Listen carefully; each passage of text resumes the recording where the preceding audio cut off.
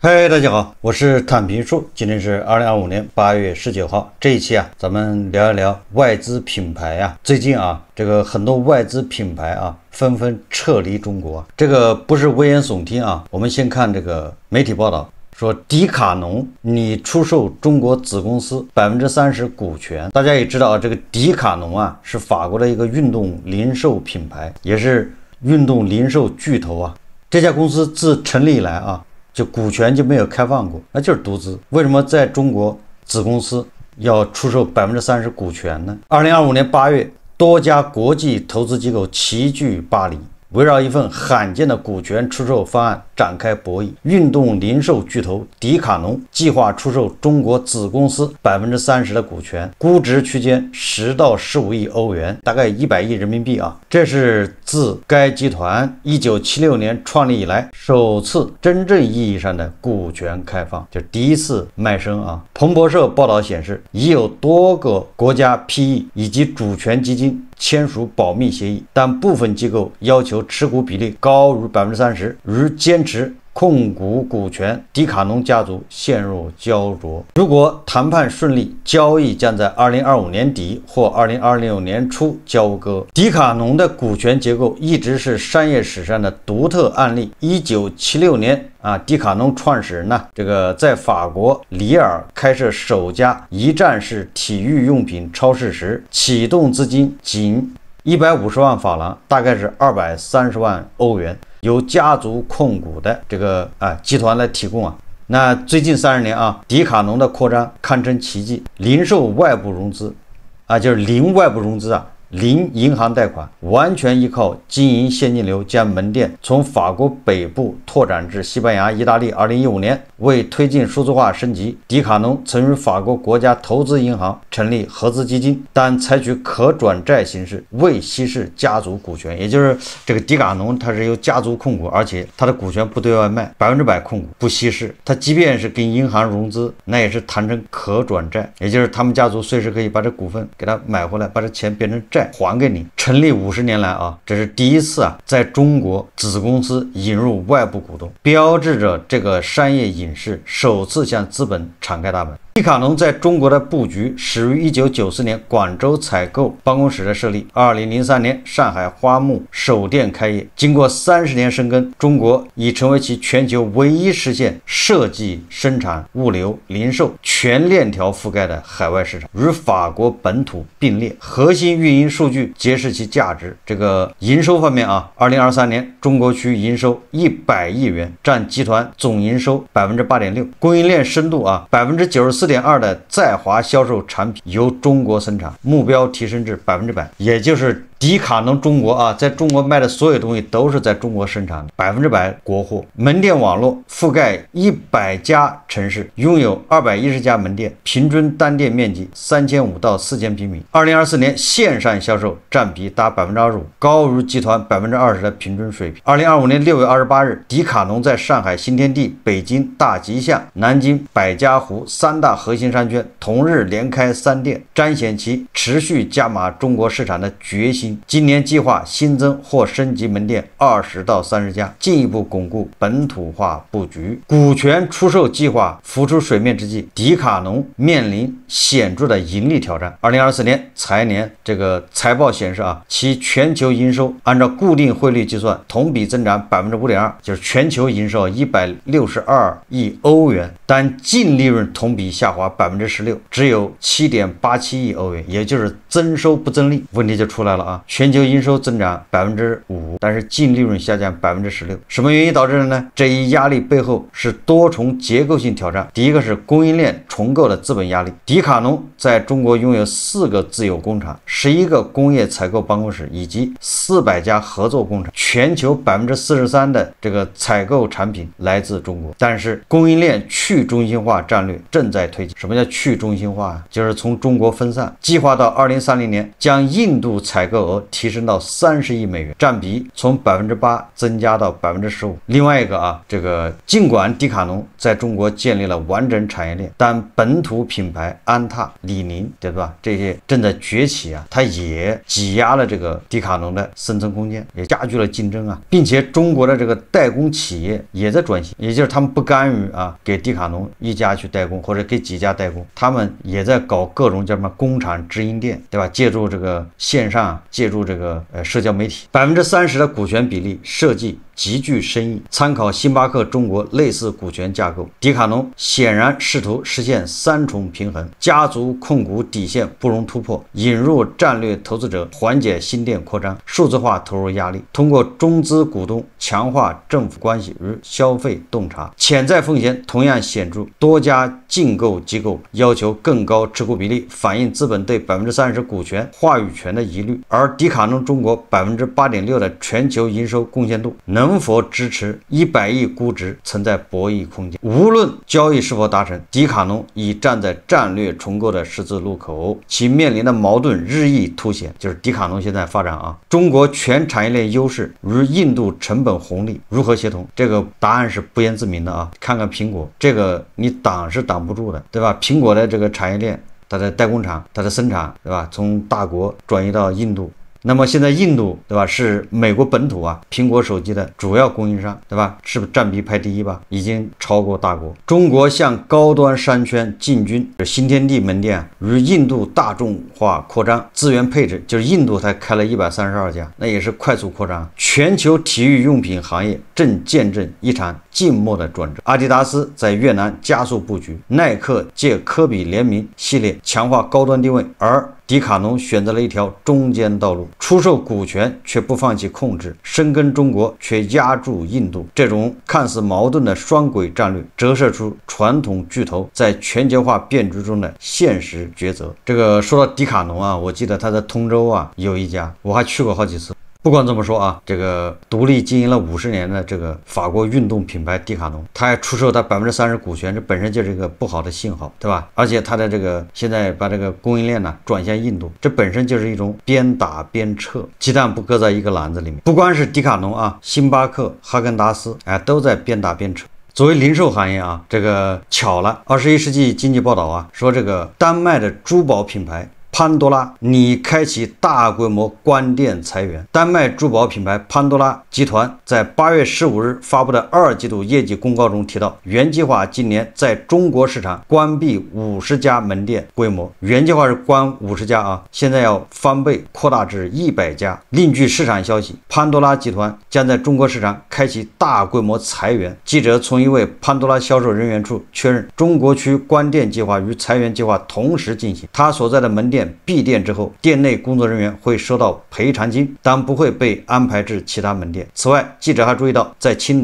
岛、南京多个城市的商场中，潘多拉门店近2年都经历了从独立门店到中庭柜台再到撤柜的历程。可以看出，这家来自丹麦的轻奢首饰品牌在中国地区的日子似乎不太好过。财报显示啊，在2025年业绩整体承压的情况下，中国地区领跌明显。潘多拉2025年第一季度在华销售额仅有9600万丹麦克朗，相比2023年下滑了11%。2季度潘多拉中国市场可比销售再度大跌15%，而同期集团整体可比销售增幅3%。从2019年到2025年，连续经历几年下跌后，潘多拉中国市场营收占比9%降到了1%。在此背景下，7月份市场传闻潘多拉拟退出中国市场，后期将授权本地零售商运营的形式在华开展相关业务，也就是他不开直营店，他授权别人去卖，就发展经销商了。这是丹麦的啊，这个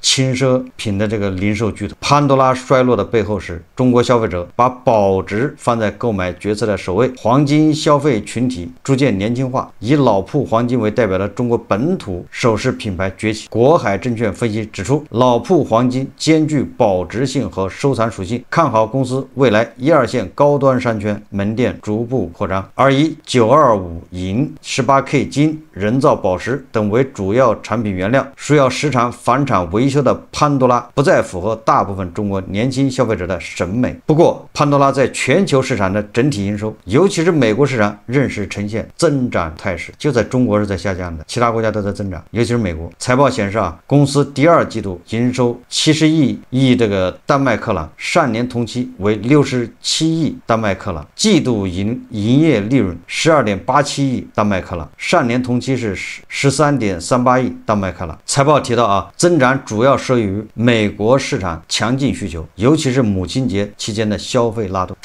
要说内需还是美国旺盛这是丹麦的珠宝品牌潘多拉集团在中国这个业绩是连年下滑，本来今年要关50家店，现在准备关100家，直至全部退出中国，然后发展经销商，由经销商来去卖。新加坡联合早报报道说无印良品关闭多家中国线下店，这是8月16号北京综合讯，日本零售品牌无印良品在中国多地宣布闭店，品牌回应称，面对部分商圈人流下降的挑战，公司会对经营效益不佳的门店做出取舍。综合新浪财经和凤凰网财经报道说，北京世贸工商商场的无印良品即将闭店。今年以来，无印良品在北京、宁波、上海、济南、长沙、苏州、武汉等地的多家线下门店宣布闭店。无印良品回应说个别的闭店只是公司基于经营效率进行了正常调整，面对部分商圈人流下降的挑战，会对经营效益不佳的门店做出取舍。无印良品也称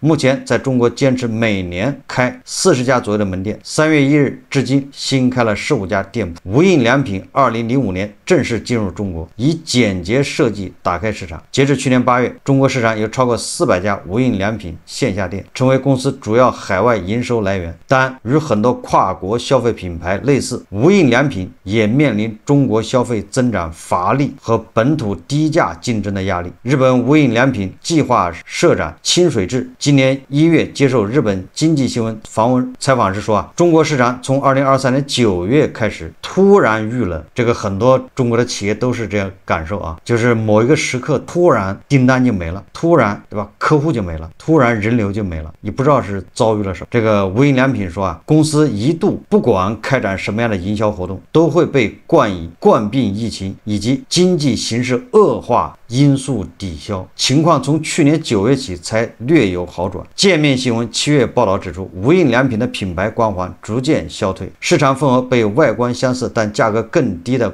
网易严选、名创优品分流。为减少线下渠道压力，公司关闭部分经营效益不好的门店，加大对线上电商渠道的投入。另一日本连锁品牌优衣库去年3月也宣布关闭50家未盈利门店。这个优衣库也是边打边撤，也在关店了。这个无印良品和优衣库本身就是日本叫消失了30年，就日本经济低迷时期本来就是叫平替，对吧？它这个优衣库无印良品是平替日本的那个大牌也就是国外的那些奢侈品，它的平替也就是主打性价比。但是就这个到了中国，它居然被中国的平替也不是叫打败就是竞争。这个巧了你看联合早报报道无印良品关闭中国线下店，迪卡侬对吧，出卖中国公司的股权30%，把中国的供应链要转移到日本。潘多拉对吧，这个要加大关店的力度，对吧？如果是一家零售商或者是外资品牌这样做，说明不了什么。但是你看这么多家，这集中爆发，这本身就说明问题。那么这些外资品牌，尤其是外资的这些零售品牌撤离中国，首先大的环境肯定是在中国它不盈利，对吧？只要赚钱它不会走的。当然了，另外一个就是这个叫什么风险考虑，对吧？地缘政治，就是因为现在毕竟各种贸易战互相制裁，本来很多外资品牌把中国作为这个它的主要的采购基地对吧？在中国采购，然后它因为这个像是比如迪卡侬对吧，它在欧洲到处都有店，在印度还有店，它在中国采购之后它要全球去卖，现在显然这样不行了，对吧？到处都要碰壁，他被逼啊，把这个全球采购啊，他要从中国挪走，中国采购中国卖，对吧？印度采购全球卖，就走这么个思路。当然了，也不一定说印度的就全球卖啊，也很有可能印度也被贸易战所困，那就他再去别的地方。这是第二个原因啊。第三个原因就是确实啊，中国的这个很多中国品牌现在纷纷涌现，而且他们也是主打性价比，什么鸿星尔克，他不光要打性价比，他打民族品牌，对吧？打爱国牌，这个加大了这个外资品牌的他们的压力，封杀他们空间。第四个呢，那就是咱们经常说的，本身啊这个实体经济啊就受线上的冲击，这些外资零售品牌也一样，所以这些外资零售品牌啊，他们要适应形势啊，一方面积极的把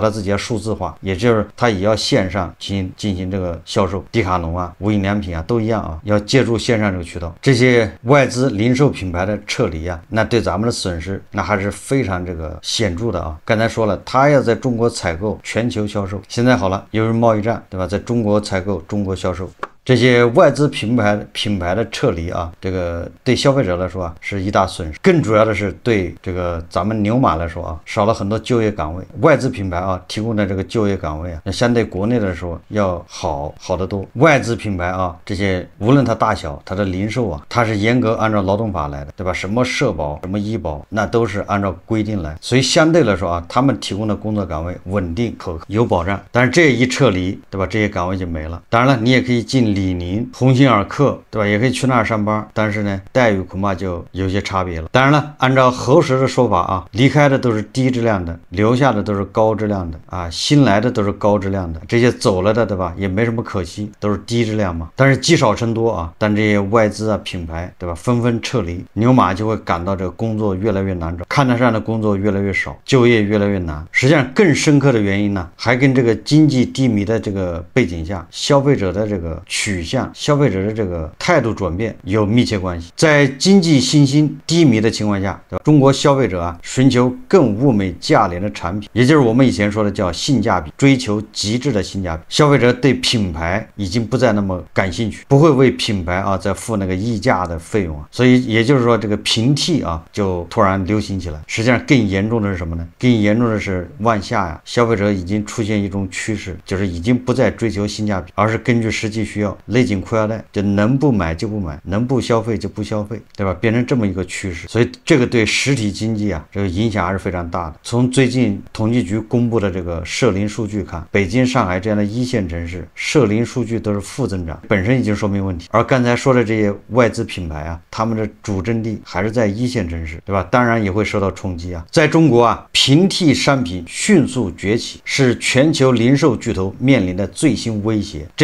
这个零售巨头似乎对中国的消费者需求还摸不着头绪，经济放缓下，消费者变得更加精打细算。但即使是终端品牌销售也下滑，如耐克和迅销公司的优衣库。反之，平替的兴起可能会反映出优衣库所说的一套新的消费者价值。同样的本能促使消费者跳过品牌中间商，寻找制造商直接贩售的产品，也就是说这个源头工厂，对吧？现在你在这个社交媒体上，在这个直播，对吧？或者线上，哪个卖家都说自己是源头工厂，直接供货，实际上这已经反映问题啊，说明了问题。这个高级奢侈品和时尚分析师啊表示，随着奢侈手袋象征着声望地位的传统观念不再是他们唯一的偏好，中国消费者对奢侈品的理解正在转变。在当前谨慎保守的消费趋势下，人们不再盲目信任知名品牌，反之，更理性的购物决策刺激人们讨论更便宜的替代品。